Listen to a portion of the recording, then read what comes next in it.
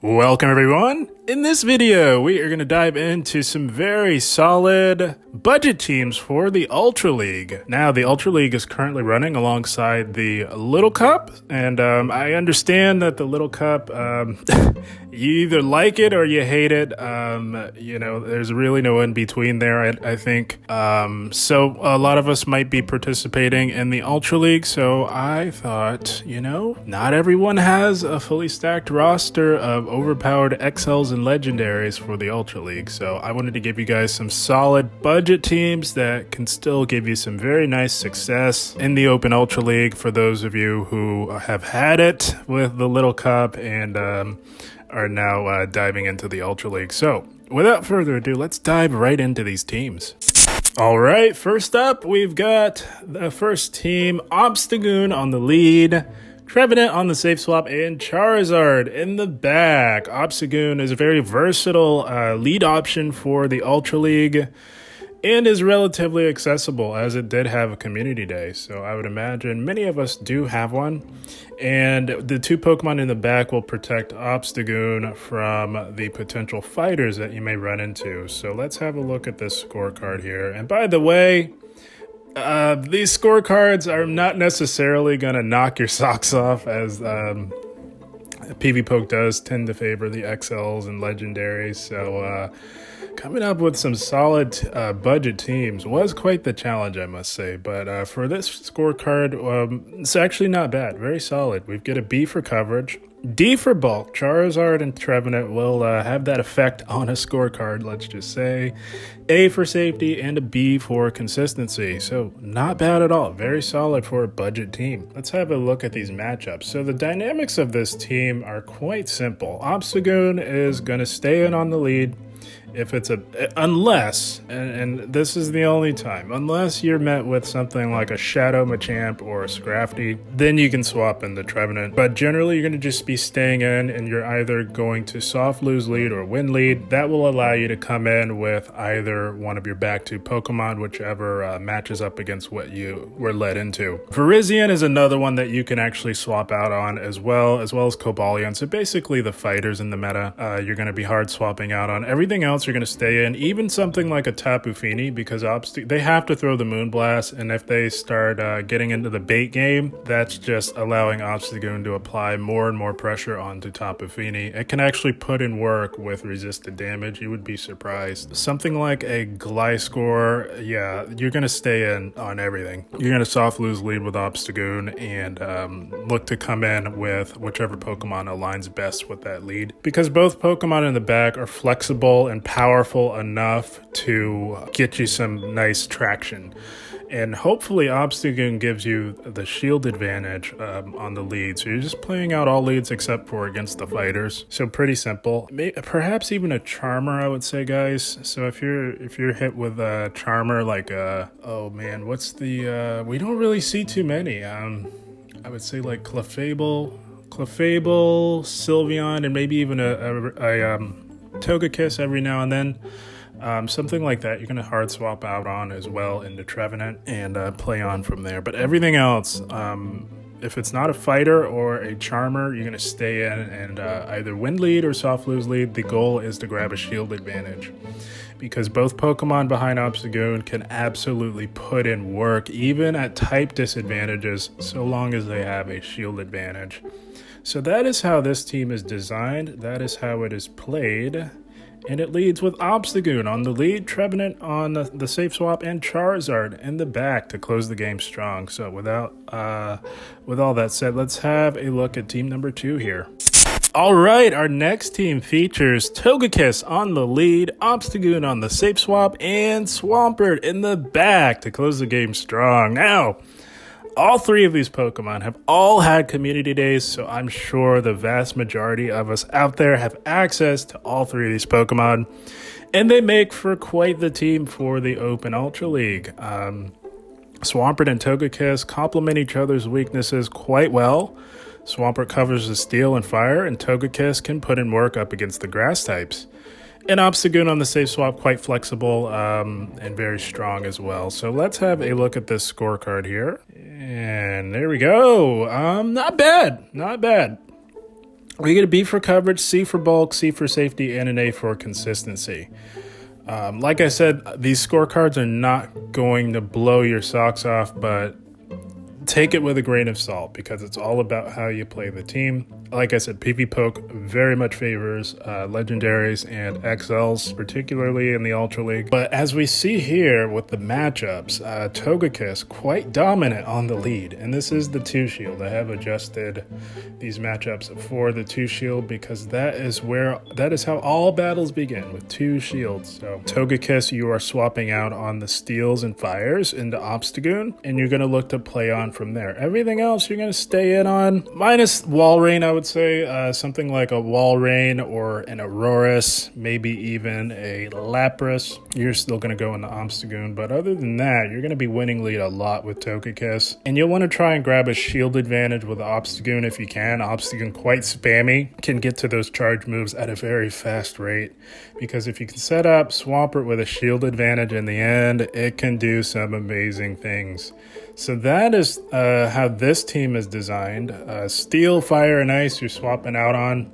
In the Obstagoon, try your very best to get a shield advantage. And you can come back in and finish it off with Togekiss, setting up Swampert to have a nice end game, preferably with a shield advantage. So those are the dynamics of this team. I would just take the bulk and safety score with a grain of salt. This team is quite solid and very much capable of putting in the work in the Ultra League. So that is team number 2. Togekiss on the lead, Obstagoon on the safe swap, and Swampert in the back. So with all that said, let's have a look at the next team.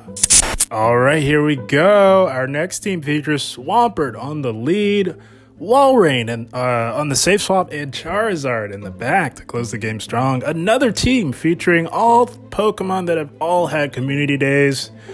Charizard has had 2, in fact, and I do believe Swampert had a Calm Day Classic. So plenty of opportunities for us to perhaps have these 3 Pokemon available.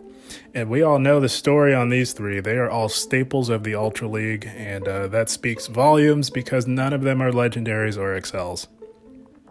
So Swampert on the lead.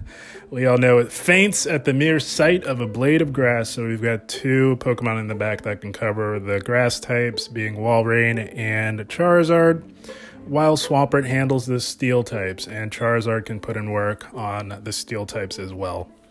So let's have a look at this scorecard here. And not bad. It's okay. I would say this is an average scorecard. C for coverage. We do get a C for bulk, B for safety, and a B for consistency. But again, it's all about the matchups and how you play the team. Let's have a look at these matchups. Speaking of, so Swampert on the lead, a great generalist, has coverage on just about everything doesn't have to be a grass type, which makes for a very flexible lead option. The only times you're going to be swapping out are on the grass types and on something like a Pidgeot. If you were to see something like that, it's just not good for Swampert, because once they shield the first Hydro Cannon and land one of those feather dances, it is just all over for poor Swampert. Can't do anything. But everything else you're going to be staying in on. Even if it's something like a Tapu Fini, you land one of those EQs, that's a game changer for something like Swampert. So you're staying in on those types of leads. Something like a Jellicent as well, you can do quite well. They will outpace you on your first move, but the second move and third, you can you have a good chance of landing one of those. And everything else in between is pretty straightforward. I'm sure many of us by now have experience with these 3 Pokemon. You're just really swapping out on those grass types, and the Walrein, trying to grab a shield advantage for either Swampert or Charizard to close the game for you. So that is team number 3 here. Swampert on the lead, Walrein on the safe swap, and Charizard in the back to close the game strong. And that is team number 3. And with all that said, let's have a look at our next team. All right, our final team features Ampharos on the lead, Walrein on the safe swap, and Trevenant in the back. So Ampharos has a lot of very solid play, mostly because of Charizard being introduced into the meta. Not only does it address Charizard quite well, but it also addresses the abundance of water types that we have seen quite a bit of in response to all of the Charizards. So kind of a double whammy there. So what I wanted to do was protect it from Swampert. And we have Swampert coverage in the back here with Walrein and Trevenant. So that was the thought process here. Let's have a look at the scorecard. And same as our previous team, C for coverage, C for bulk, B for safety, and a B for consistency. Let's have a look at these matchups here. So Ampharos is going to address the abundance of Charizards and water types that we have seen, and even has play up against Registeel and the 2-shield as we see here. Provided you're running Zap Cannon, it gets a little dicey if you're running Thunder Punch, which I do generally recommend.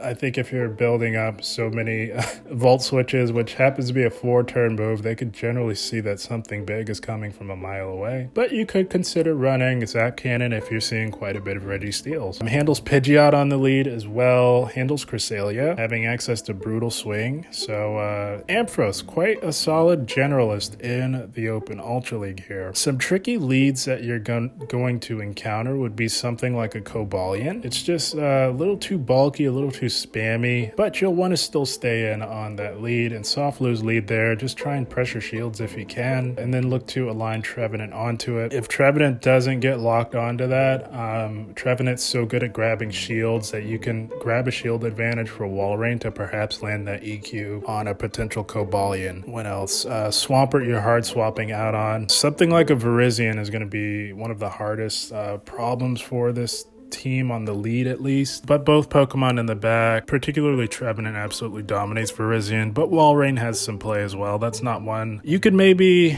it's just all resisted damage. I was going to say maybe chip and dip, but it doesn't even make sense to do that. So what you could do is come in with Trevenant. I don't generally recommend coming in with your hardest counter, but Trevenant can at least grab a shield advantage, and that way Walrein can spam off those super effective Icicle Spears and perhaps do a little bit better if it has a shield advantage. That's how I would play a Virizion lead. Something like an Aurorus would be very tricky as well. That's kind of one where it just takes a team effort. I would just soft lose lead on that one. You could come in with either Walrein or Trevenant. It's just a bait game with Walrein, but Trevenant can get to those seed bombs at a faster rate, and they do hit for super effective. And everything else in between I think is pretty straightforward. Gliscor does core break a little bit, but the resisted damage does put in a little bit of work. I don't think it's worth chipping and dipping on. That's one where you're come in with Walrein. Again, try and grab that shield advantage for Trevenant to perhaps land a big Shadow Ball. So that about wraps it up for this team, and that about wraps it up for these very solid budget teams for the Ultra League. Like I said, I wanted to give you guys some solid budget options just for those of you who are still building out your Ultra League roster. You don't quite yet have the XLs or the Legendaries quite ready, but you have some Calm Day Pokemon that you have lying around. Perhaps you can run one of these teams and